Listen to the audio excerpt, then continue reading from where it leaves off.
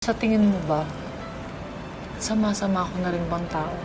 Kasi ginagawa ko na yung mga bagay na ginawa nila sa akin dati. Wala kang kasalanan. Ang ginagawa mo lang naman, ini-expose mo sa mga tao yung tunay na ugali nila. Pero sila pa rin ang dahilan ng mga kamalasan nila ngayon. Yung ginagawa mo, hindi lang para sa hustisya, para sa inyo. Para din mapigilan yung mga katulad nila na makapanakit pa ng iba. Alam mo, Bessie, nakaka-proud ka nga eh. Sobrang bilib ako sa'yo. Ikaw talaga yung tunay kong Lodi. At ikaw ang walang kemeng magandang dilag. Ka na malungkot. Bessie, salamat ha. Salamat sa pagpapaalala sa akin na laging tama yung ginagawa ko.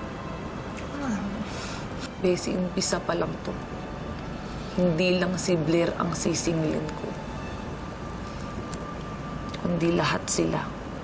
At ibibigay ko ang hustisya na ipinangako ko sa nanay ko.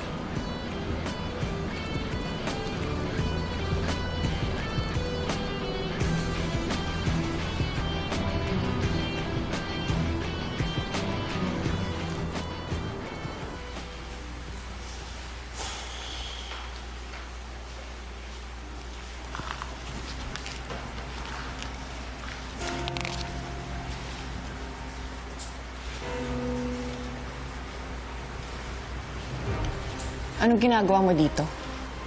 Dinala ko lang tong gamot mo. Akala mo hindi ko alam yung pinapainom nyo? Hindi ko iinumin yan. Ay, kailangan mo to. Utos to ni Doc. I don't believe you. Baka nga may lason pa yan eh. Walang lason to. Promise. Kailangan mo lang inumin to. Sige ka. Baka pag di mo ko sinunod, lalo tayong magka-problema niyan. I said no!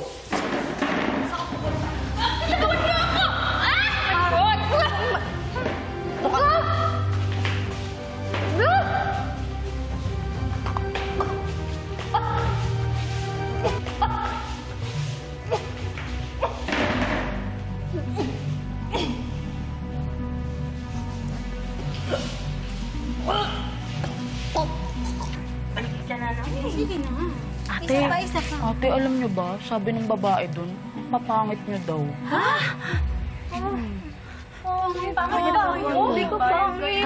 Tapos sabi niya pa, mukha daw kayong mga unggoy. Ano?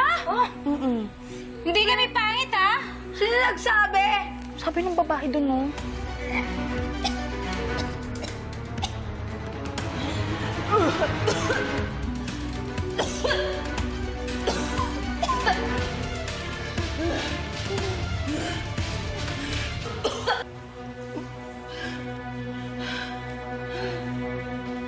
Pangit ba kami? Bakit? Hindi nyo ba nakikita ang mga sarili nyo sa salamin, ha? Napangit kayong lahat?